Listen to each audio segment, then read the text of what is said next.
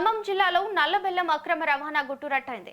ముదిగొండ మండలం వల్లభి వద్ద అక్రమంగా తరలిస్తున్న 5 క్వింటాల నల్లబెల్లం 50 కేజీల పట్టికను ఎక్సైజ్ పోలీసులు పట్టుకున్నారు. గుంటూరు నుంచి తెలంగాణలోని మహబూబాబాద్ కు అక్రమంగా బెల్లం తరలిస్తున్నారని పక్కా సమాచారం అందుకున్న అధికారులు తనిఖీలు చేపట్టి 2 వ్యక్తులను అదుపులోకి తీసుకున్నారు. నిందితుల నుంచి బెల్లం పట్టిక కారును స్వాధీనం చేసుకున్నారు. ఘటనపై కేసు నమోదు చేసిన పోలీసులు నిందితులను పోలీస్ స్టేషన్ కు తరలించారు.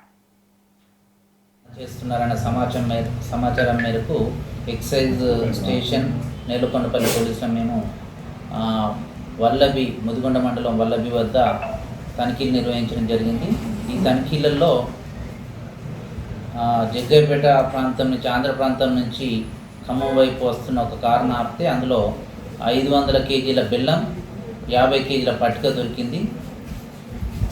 ఈ నిందితుల వివరాలు అడిగితే వాళ్ళు కర్లపాటి స్వామి, ఈయన మహబూబాబాద్ వాసి, తర్వాత షేక్ యాకూబ్ పాషా, ఈయన కందికొండ గ్రామం మహబూబాబాద్ జిల్లా వాసి.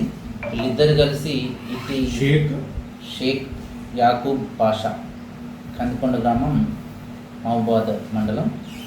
వీళ్ళిద్దరు కలిసి ఈ బెల్లము మరి పట్టికను గుడుంబ తయారీలో వాడే వీటిని నల్ల బెల్లం పట్టికను గుంటూరు ప్రాంతంలో కొనుగోలు చేసి మహబూబాబాద్ ప్రాంతంలో నాటుసారా తయారీదారులకు అమ్మకానికి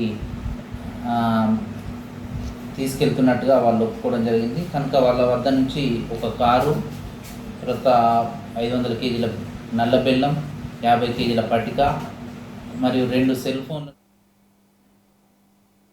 చేస్తున్నారన్న సమాచారం మేరకు ఎక్సైజ్ స్టేషన్ నేలకొండపల్లి పోలీసులు మేము వల్లభి ముదిగొండ మండలం వల్లభి వద్ద తనిఖీలు నిర్వహించడం జరిగింది.